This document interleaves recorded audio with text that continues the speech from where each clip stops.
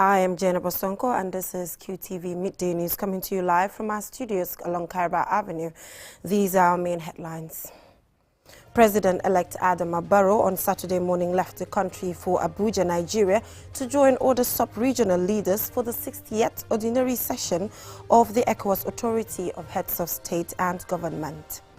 The Commissioner General of the Gambia Revenue Authority, Yankuba Dabo, has revealed that preparations for the digitalization of the Gambia's revenue collection system is at an advanced stage.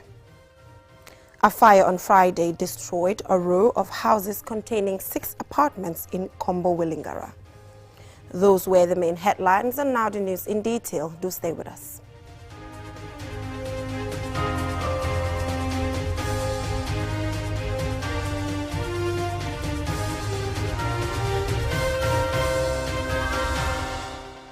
Thank you for joining us. This is Qtv Midday News, and I am Jenna Bosonko.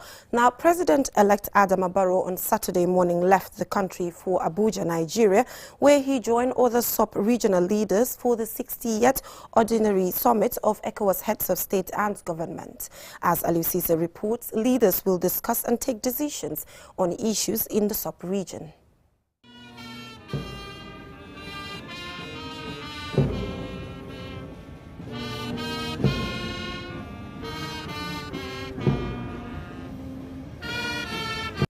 ECOWAS leaders, including President-elect Adama Barrow of the Gambia, are meeting in Abuja, Nigeria, for the 60th Ordinary Summit of the ECOWAS Authority of Heads of State and Government. The last Ordinary Summit was hosted last June in Accra, Ghana, whose President Nana Akufo-Addo is the current chairman of the sub-regional bloc.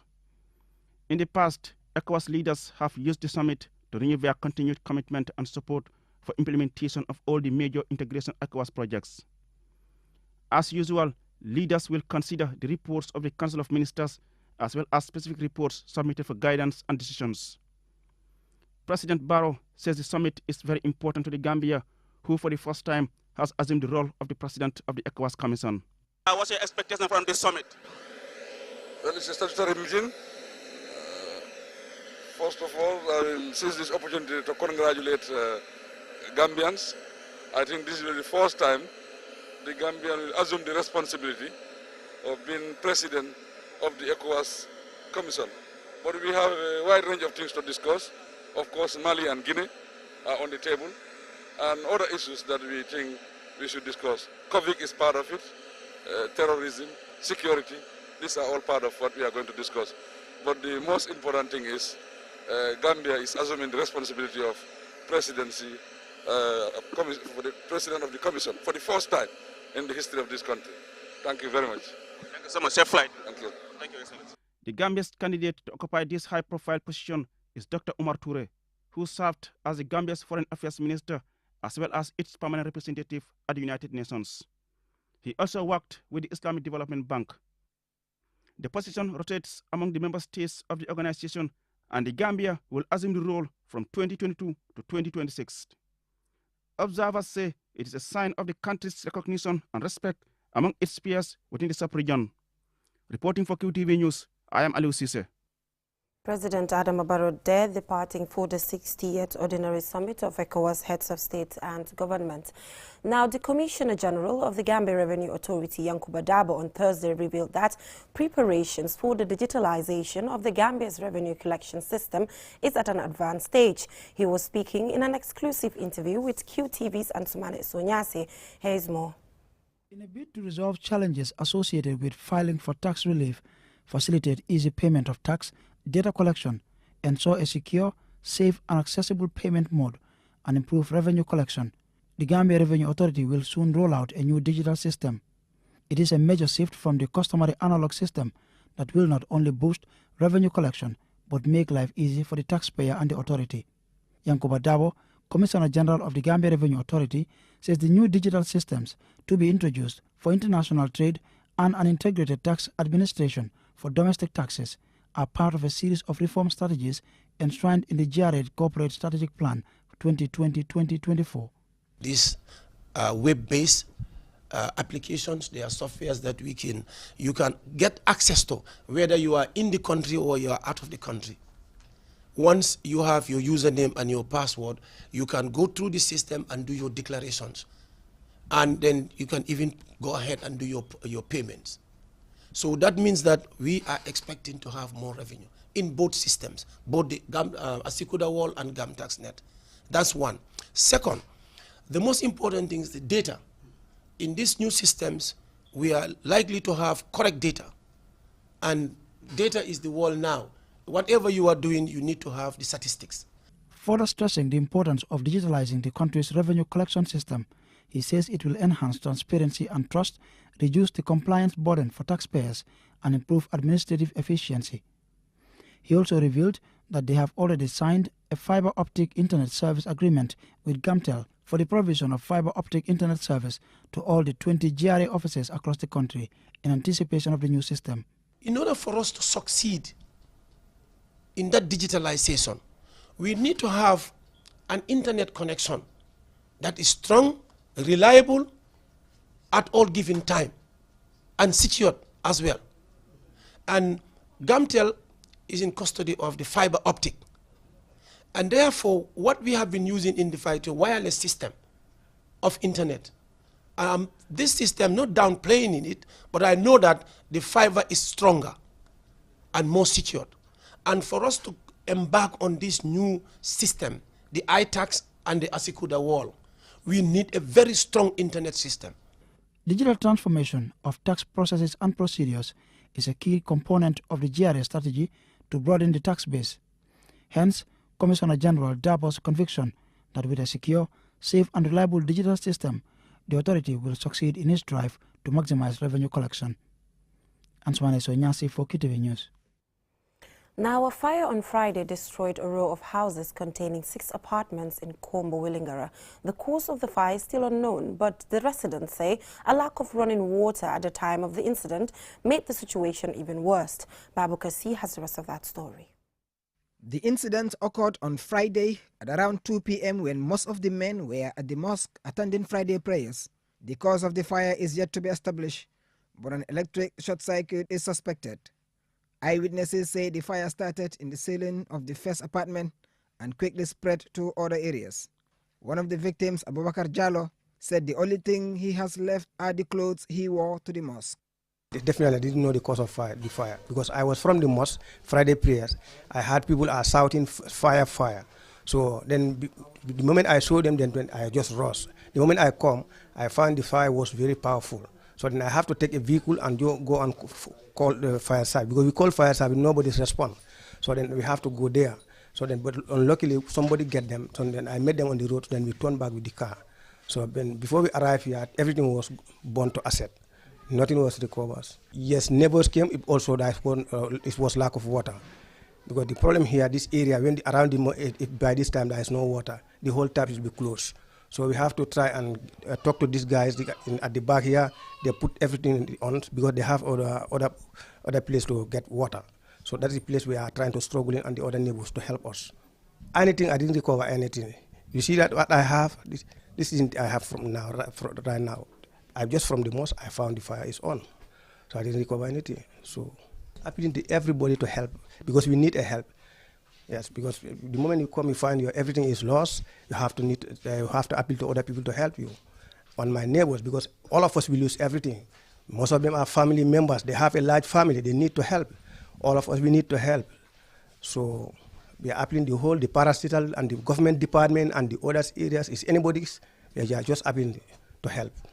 Another victim appealing for help is Nakeba Sane. She has lost everything.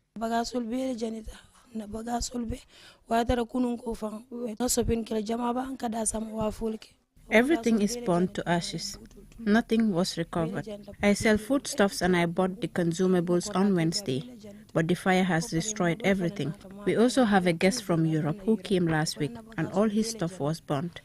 I am appealing for help because I rented 2 apartments and I'm responsible for feeding all my siblings and my 4 children. I cannot explain what we are going through right now. I am calling on people for support. The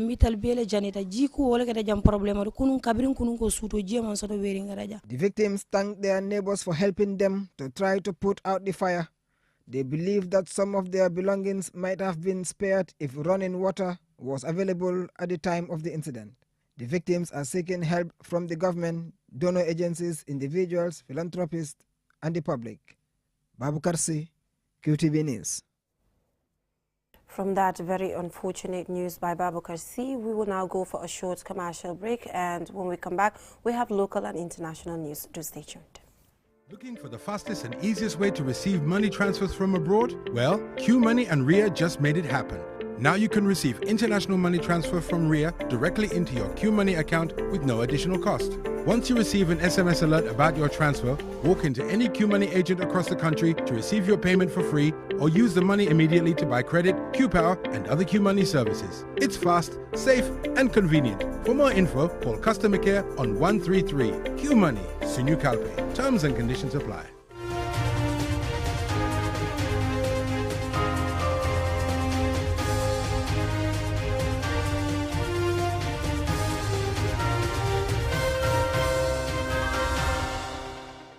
Welcome back from that short commercial break. If you're just tuning in, you're watching QTV Midday News, and I'm Jenna Bosonko.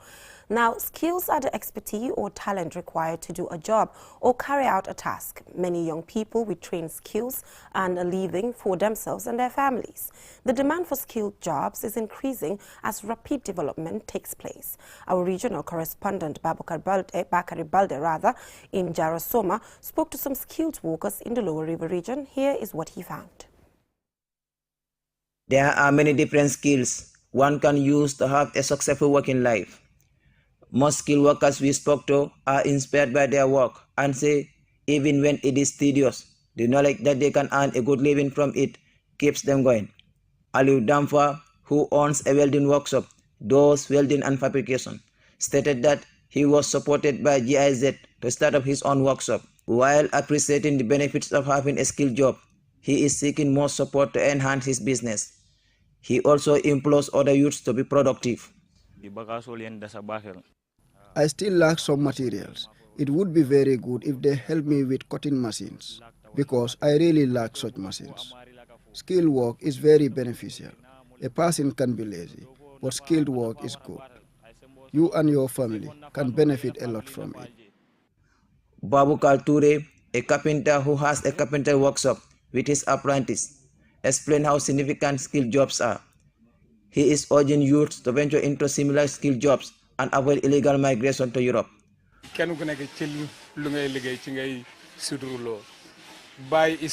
Where you work is where you earn a living. Quitting school or leaving your skilled work is not good. Gambians should believe in themselves and work. What we look for in another country by using the back way is available in this country. The only thing we need is help. We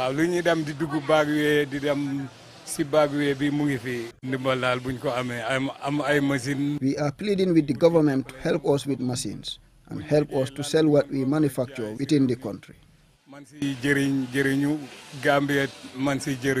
Musa Njai, a motor mechanic, outlined the challenges encountered daily.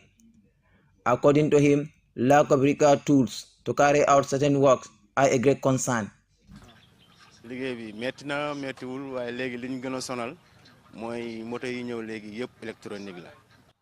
work is not difficult, but the problem we are faced with is that most of the cars coming into the country are electronic cars. If you don't have certain materials, it will be difficult to repair such cars. If I know a vehicle is an electronic one, I don't usually touch it because I don't have the materials. It could even be a minor problem, but if you touch it without using the proper tools, you may worsen the problem. His workshop offers various motor mechanic training to many youths. Umar Jallo highlighted that his tailoring workshop is attracting a lot of customers and further mentioned some difficulties encountered. I lack materials, but I am getting some little clients. Sometimes, some clients will come and ask if I can sew certain styles, which I can do. However, due to lack of equipment, I am unable to do those jobs. It takes determination and hard work, but almost any skill can be learned and improved on. It is inspirational to see young people in different meaningful skill jobs doing their utmost to uplift their living condition and their dependents. Reporting for Qtv News, I am Bakar Balde. Now, body shaming is one of the major problems that people shy away from talking about in many communities around the world. Some are teased or shamed for not having the perfect body. But what is the perfect body? We sought people's opinion on body shape and size. More in this report. Body shaming is the action or practice of humiliating someone by making mocking or critical comments about their body shape or size. In our society, comments like, "You are so skinny, are you sick?" Alternatively, "You are so fat, you need to lose some weight," are common. Women are mostly faced with harsher judgment than men about the look and shape of their bodies. Preferred body types differ between cultures. For example, in some part of Africa, a skinny person, especially a woman, is frowned upon. In Mauritania, some believe a woman's size indicates the amount of space she occupies in her husband's heart, and the more the better. There are also odes and songs that glorify women of ample flesh, who would be considered obese in other regions. They are considered beautiful if fat and fleshy. In some part of rural Mauritania, girls are forced to eat excessive amounts of food to achieve female roundness and corpulence so that they can be married off as young as possible. While in some Arab countries, voluptuous women are seen as sexy and a symbol of wealth. Fatou Sanyang, Julde Barry and Zainab Haidara share their thoughts on the issue of the shape and size of women. I have grown towards it because I've taken that so many times. What I do normally say, there are different people. Some people are so self-conscious. For instance, if you meet them in the morning and you just tell them some negative things about them, you've ruined their whole day. So that is very bad. I do have bad experience about it. And then they would say, "Are you sick?" There was a time somebody even told me, "Am I a sickle cell patient?"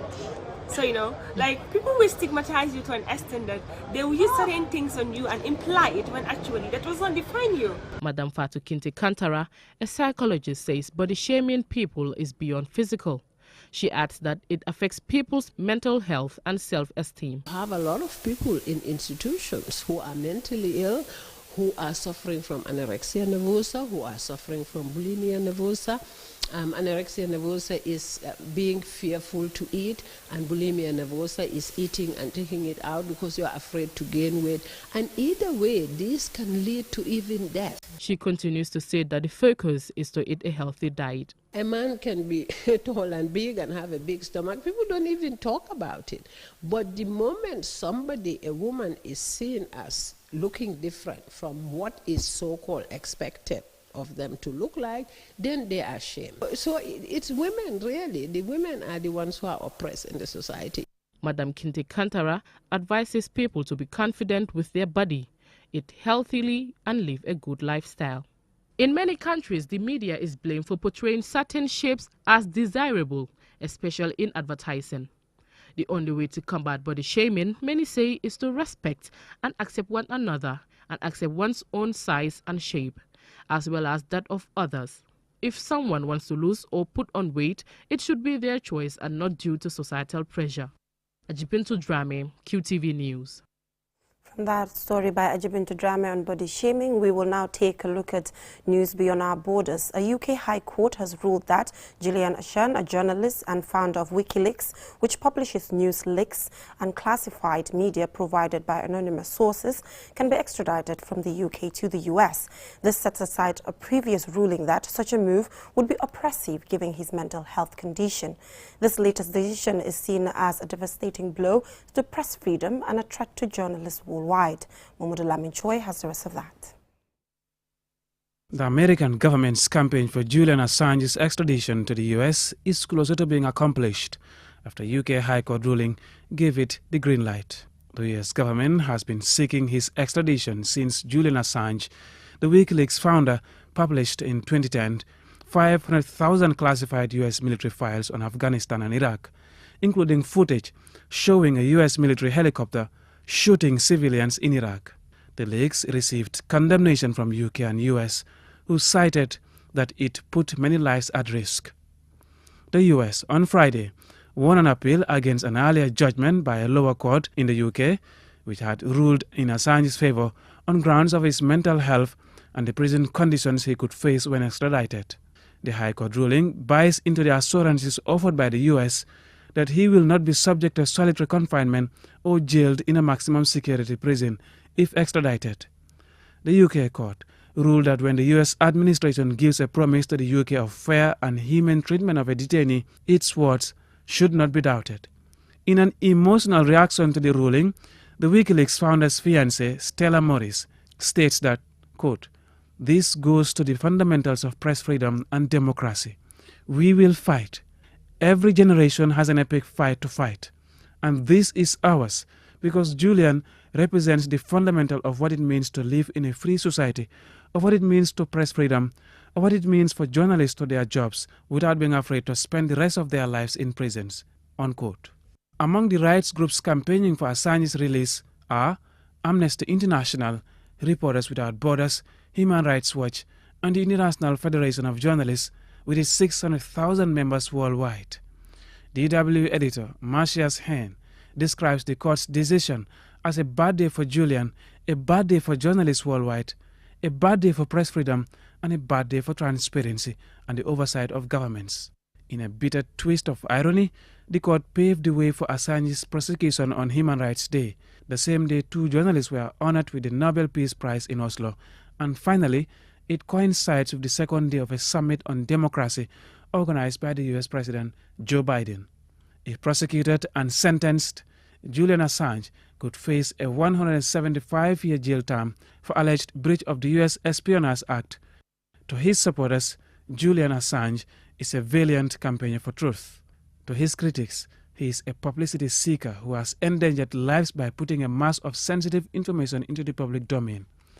No matter what crime he might have committed in his line of duty and how much of a spin is given to the campaign for his extradition, analysts hold the view that documents he had leaked proved the American military committed crimes, even if no one has yet been convicted of them. Mahmoud Lamin Choi, QTV News. I'm afraid that is all the time that we have, but we will recap our main headlines. President-elect Adama Barrow left the country on Saturday morning for Abuja, Nigeria, to join sub-regional leaders for the 60th Ordinary Summit of the ECOWAS Authority of Heads of State and Government. The Commissioner General of the Gambia Revenue Authority, Yankuba Dabo, has revealed that preparations for the digitalization of the Gambia's revenue collection system is at an advanced stage. A fire on Friday destroyed a row of houses containing 6 apartments in Kombo Willingara. In international news, a UK High Court has ruled that Julian Assange, a journalist and founder of WikiLeaks, which publishes news leaks and classified media provided by anonymous sources, can be extradited from UK to the US. Well, that is all we have for you in this edition of QTV Midday News. Join me at 8 p.m. for more news. Thanks for watching.